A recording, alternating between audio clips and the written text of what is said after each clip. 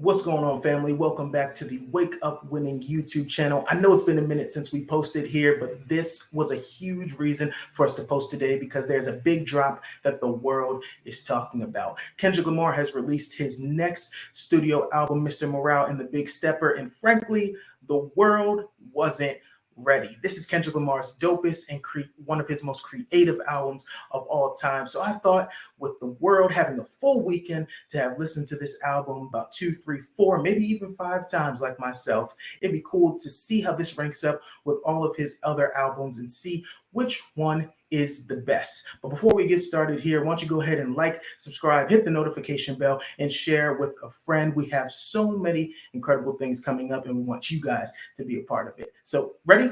Let's go. Quick note though, I will be going from descending order all the way to the very, very top dog, like Kendrick. We're going to see exactly what I say is his best album. So starting off the list, well, I guess ending the list, is the Black Panther album. Now, I know this is kind of not fair because it's more of an album for a movie, but I mean, Kendrick Lamar has some really dope hits on there. Kendrick Lamar has X, and he has, of course, some of the more mainstream hits that were in the Black Panther movie, like Pray For Me and Oops. And frankly, I think that this is a cool album. It's got a lot of awesome, dope features on there. But ultimately, it just isn't really a Kendrick Lamar album that we all have come to know. So we put that one at dead last. Next up on the list, we have Damn. Now, Damn is an album that's so weird because I listen to it all the time. In fact, it has some of my favorite songs on there, Fear and Triple X. But ultimately, the reason why this is a little bit lower on the list is because it kind of is a little bit more mainstream. Now, Damn is an album that has an incredible story that goes throughout, especially if you play it from the beginning to the end or the end to the beginning. It has a really, really awesome story. I like a lot of the songs on there, like Duckworth and Blood and all of those awesome songs. But really, ultimately, at the end of the day, this is just kind of Kendrick's mainstream album. I mean, with songs like DNA and Humble and Love, all of those songs are just a little bit too mainstream, and they don't really go along with the kind of Kendrick Lamar that we are used to, you know, the storyteller Kendrick Lamar and the real creative. So that's why I have Damn so low on the list, but still a dope album. Next up, I actually have his new album, Mr. Morale and the Big Stepper. Now, this album is one of Kendrick's most creative albums. This is one of his albums that he really is having an introspective time writing. He's pouring out his heart. He has so many different topics like growing up without a father, or really fatherhood in general, the abuse of his mother and homophobia, as well as transphobia. Kendrick really hits on some deep topics on this one. And as deep as this album is, I just kind of feel like the opposite of Damn. Whereas Damn was too mainstream, this one might have been a little bit too woke. I think the music kind of suffered. Like, there are some hits on there like N95 and Mr. Morale, I think, is a banger. But really, this is an album that kind of suffers in the actual music aspect of it. Because at the end of the day, it is an album. You kind of want to jam and you want to bump and you want to, you know, be able to play this in the car. I don't know if I can play this in the car. I can play it in the car, but I'm probably going to start crying or really start thinking about my life and all the things that I've done in my life and maybe want to call my mom. But listen, this is one of Kendrick's dopest albums. Really is creative. Mother I Know, Cry Together are one of the best, most creative songs that I've ever heard in my life. But, you know, ultimately, I think the music just kind of suffers a little bit. Next up on the list, we got Overly Dedicated. This is one of those early Kendrick Lamar albums. And honestly, on this album, Kendrick is in his bag lyrically. In songs like Ignorance is Bliss and Growing Apart, this is one of those albums that probably was your first introduction into Kendrick Lamar. This isn't really one of Kendrick's album where he goes into that narrative story. And the reason why I put it here is because really this is before Kendrick kind of found his footing as an artist and as a storyteller. But if you just go by hits and by bangers and by lyrics, this is one of Kendrick's strongest albums. I mean, hit after hit on this one. Like I said, Growing Apart is still one of those introspective songs, as well as you got bangers on there like Ignorance is Bliss. So this is why I put Overly Dedicated right here. Now, I know this next one's going to make some people mad because next I have To Pimp a Butterfly. I know some of y'all are going to be mad. This is some of y'all's favorite Kendrick album. And believe me, I really did struggle with this album because the music and the way Kendrick used orchestra and horns on this album is so dope. I mean, how can we forget about Mortal Man? Mortal Man is such an incredible song. I mean, really from start to finish, from Wesley Theory all the way to Mortal Man, this is a super duper strong album. However, I do think that this album is a little bit of a roller coaster, where you have bangers on this album and super strong songs. Some songs just do kind of take a little bit of a dip, like For Free is a song I'm not really a fan of. I know it's more of an interlude, but songs like that. But then on the high end, you have King Kunta, and like I said, Mortal Man, Institutionalized. So the reason To Pimp a Butterfly is just a little bit lower than I would have put it is just because I don't feel like it's a super consistent album all the way through. Some of the songs come across dope. Some of those are not as dope. So the highs are super high and the lows are super low. And that's why To Pimp a Butterfly is right here.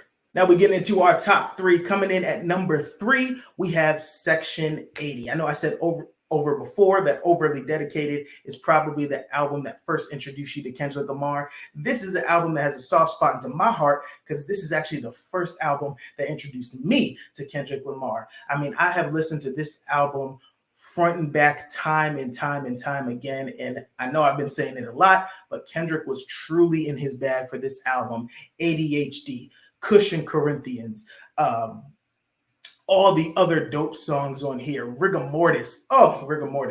Anyway, this is one of Kendrick's dopest albums. And I think Kendrick came with the bangers. He came with the stories like in Tammy's song and, Ronald Reagan era. I think Kendrick really did a good job. And I mean, that Ab-Soul interlude towards the end is really super dope. So Section 80 at number 3. Coming in at number 2, the Untitled album. This is an album that Kendrick kind of dropped out of nowhere, but frankly, lyrically, this is one of Kendrick's best albums. On Untitled number 2, Untitled number 5, and Untitled number 8, Kendrick Lamar is in his lyrical bag. I think that this is Kendrick Lamar lyrically at his best, where Kendrick Lamar is able to use certain terms, use certain synonyms, and be able to really bring them in an impactful way. I mean, all I gotta say is, see a good man with a broken heart. Once upon a time, I used to go to church and talk to God.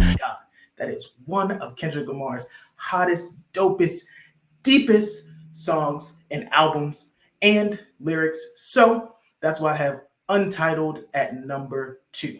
And before we get to number 1, which I'm sure you all can know exactly what it is, why don't you go ahead and go into the comments and give me your tier and your list of Kendrick Lamar's albums. If you haven't listened to all the albums, give me your favorite song off of his new album, Mr. Morale and the Big Stepper, and just give me all of your favorite Kendrick Lamar songs. If there's a song that I haven't heard or a song with a feature on it, go ahead and put it in there and I'll be happy to hear it. And also, before we move forward, we just want to thank you guys so much for subscribing and liking and sharing this YouTube channel. Continue to do so. We have some incredible stuff coming up here with the Lucas family in a super surprise that you guys will not believe. I mean, seriously, you guys will not believe this surprise. It's going to be incredible. So please stick with us here on the channel. Wake Up Winning. And of course, Wake Up Winning Coffee. Please try to get some Wake Up Winning Coffee. You can look at us on Facebook, Wake Up Winning Coffee, or Instagram, Wake Up Winning Coffee. And of course, follow us on our TikTok, Wake Up Winning. We're going to be doing much more on there as well. A lot more fun challenges and dances and opinions and all the cool stuff that we're doing today. Okay, so let's get to number 1. Number 1, Kendrick Lamar's absolute best album of all time is undoubtedly Good Kid, Mad City. This album could be a movie. This album could actually be a movie or a television show. The way Kendrick Lamar tells the story in this about how he was peer pressured, how he got into, maybe some gang or got into some trouble, and then ultimately was saved is one of the most creative and best stories that have ever been told in an album. And also the way that every single song is linked, every single song kind of transfers from the the after kind of song conversations that happened with Kendrick and his friends, or the characters that are introduced in the album, is so creative and so dope. And speaking of creativity, this album is the most creative. It has actually my favorite Kendrick Lamar song of all time, which is The Art of Peer Pressure. But not only does it have songs like that, it still has some of those hits like Money Trees. And I mean, how can you not love Backseat Freestyle? And then it has those really, really deep songs, like which I would consider the deepest song that Kendrick has ever done, which is Sing About Me. I mean, really one of the most incredible songs. So this album, Good Kid, Mad City, is Kendrick Lamar's absolute best album. And this was kind of the album that got Kendrick Lamar the mainstream notoriety that he has now. This is the album that made Kendrick Lamar, and this is Kendrick's best album of all time. Thank you guys for liking us here, subscribing, watching all of our videos. You can go back right now, check out some of our vlogs, check out my beautiful wife as she unveils her billboard in Times Square. That was so dope. Or you can follow us on our honeymoon during our 3 days in Florida, where we went to Disney, we went to Universal, we had so much fun. Whole bunch of other videos that we've seen, and a whole bunch more videos coming. So we thank you guys, and remember that every day is a day to wake up winning.